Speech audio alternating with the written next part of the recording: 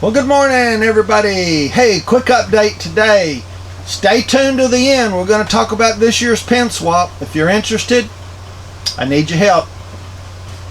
It's been a while since we've done an update, and there's been quite a bit of activity on some of the videos, so I thought I would answer a few questions and then tell you some upcoming projects.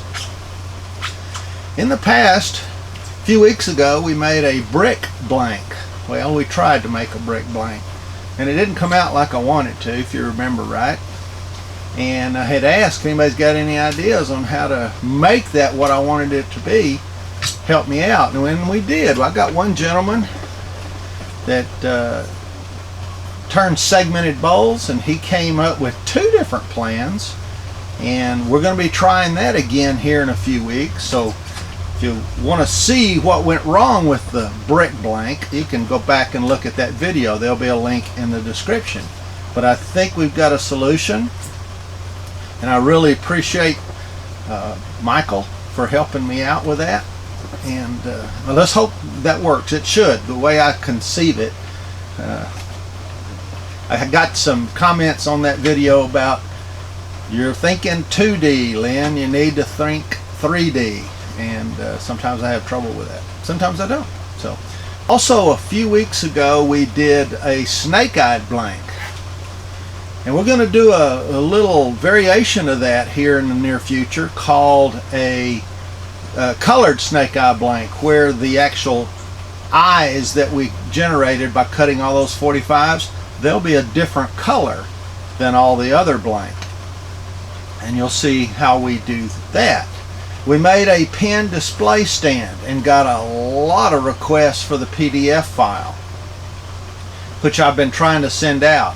I have put it in my shared Dropbox folder, and there's a link in the description below. So, and I also put it on the video comments of that pen stand. So there's a link there, and there's a link on this video where you can just download that little PDF file. One note on that PDF file: gets the job done, but you have to pay close attention when you're drilling those shallow bores for the bottom part, as they can get misaligned real easy. So pay attention when you're drilling that bottom part if you're going to try to make one of those pen display stands.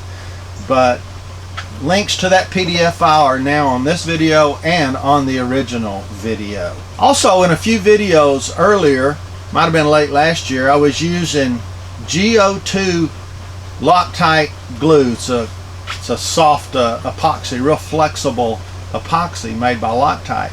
I had one viewer to say he's had some blanks to break down. If anybody else has had any success or issues with that GO2 glue, leave me some comments in the description below. I have stopped using it for the time being until we figure out whether it's a good glue for pen making or not. I haven't had any failures, but I did have one viewer to say they did. So leave me your thoughts and comments and experiences on that issue. Last week we did a video with Cy on various tips, and I had comments on two tips. One was asking me where I had the sanding. We had a glue joint, and I put pencil lines across it, and you sand away so that the glue lines will naturally go away. That's if you didn't have a planer or a drum sander. And the viewer asked, well, now don't you have a cup in the middle if you just sand it along the glue line? What I didn't show or say in that video is you have to sand all over the board so that you don't have a cup. And sometimes the obvious to me is not so obvious to somebody else if you don't explain it. And what I didn't explain in the essence of time is you can't just sand along the glue line. You have to sand all over the board once it's level to make sure it is level across. I thought it was pretty common sense that you would have to do that, but I didn't explain that in the video. Some things that are coming up in the near future. Going to try a herringbone type blank. It's a herringbone, but it's got a spiral to it. Y'all have probably seen it before, but I've never made one. I'm going to make a shoe rack. If you remember last year, I made a shoe carousel. You can see that video too. There'll be a link in the description below. And that's used by my wife. I've got an issue now with, I wear so many different sandals and dress shoes and tennis shoes and whatnots. All mine are just piled up in the closet. So I'm going to make myself a shoe rack, not a rotating carousel, but a shoe rack, and also a place where I can hang my belts and a place to store my little mesquite bandsaw box where I keep my French cufflinks and tie tacks and things of that nature. So that's going to be coming up. I'm going to try a closed-in pen. I've had one viewer to ask me that. I was actually at the wood show in Indianapolis, and I had a viewer that I met there ask me if I would make a closed-in pen. I'm sorry it's taken so long. I hope you haven't already made it, and you know who you are. And when I make the video, I'll announce the viewer's name. You know, when you lay laminate flooring, or when you lay tile flooring where two rooms come together, with the laminate there's this little aluminum U-strip that you put down, and then the threshold snaps down into that. Well, the problem is the thresholds, they're usually made out of MDF, and my daughter has one that has broken, and I'm gonna make a hardwood threshold. We're going to make it out of walnut, and so if you ever have that problem, which you've got laminate flooring, you probably do or will, but we're going to make a hardwood threshold to fit over a door that's got a laminate in one room and ceramic tile in the bathroom. So that one is coming up. I'm also going to be making a live edge river table. You've seen photographs of river tables, and I'm going to make an attempt for that later this year. There's a lot on the plate. Let me check my notes here and see if I've left anything out.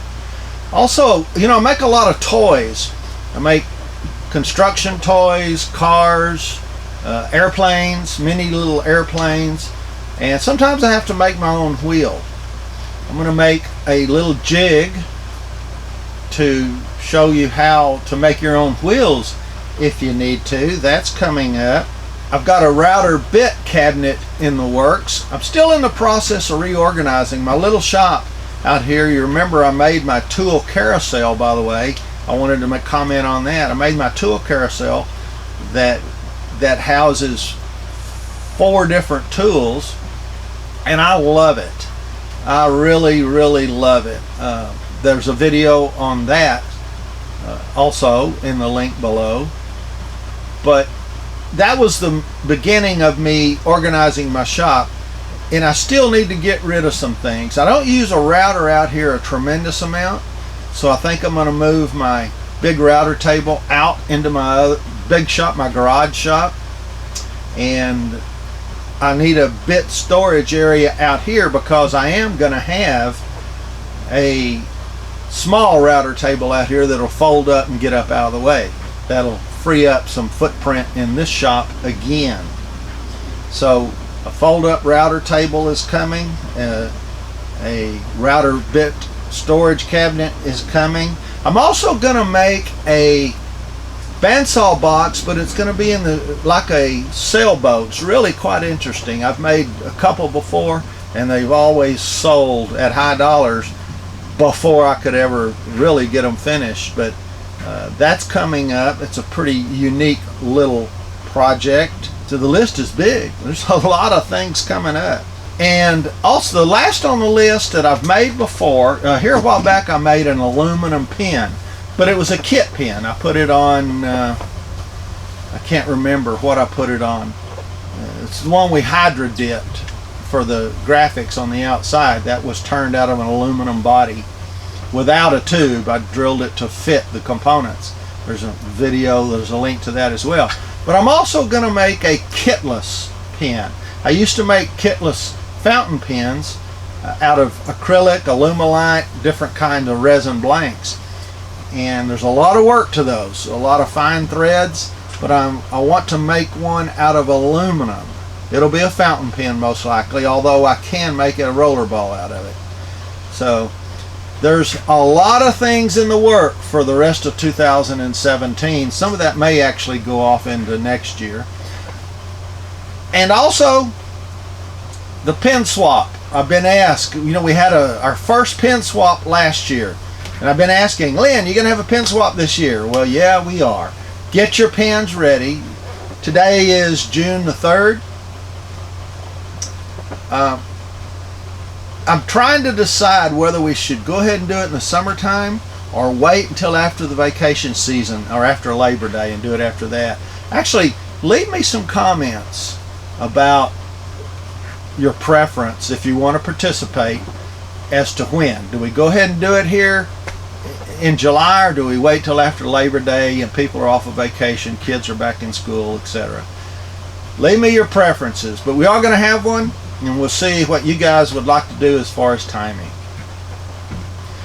Well, that's a quick summary. I'm sorry I just rambled on, but it turned out there was a lot of things to talk about. We really appreciate everybody's support and all the comments.